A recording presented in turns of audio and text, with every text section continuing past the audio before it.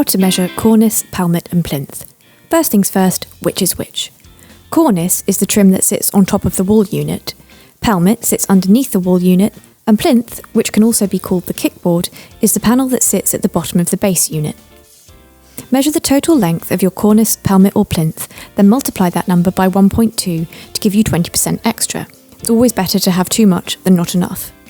When measuring plinth, make sure you check the height of it all the way around the room, as your floors may not be completely even. Then, visit our website and go to the product page for the type of cornice, pelmet or plinth that you need. Check the length your item is supplied in and divide your total by the available length as shown on the product page. For example, if the total length comes to 6,000 millimetres, multiply that by 1.2 to get 7,200 millimetres. Divide by the available length as shown on the website, in this instance 3,000 millimetres. So, 7,200 divided by 3,000 equals 2.4, so you would order 3 lengths. You can find more step-by-step guides to measuring, fitting and adjusting your doors in our help zone, or by subscribing to our channel. Ready to place your order?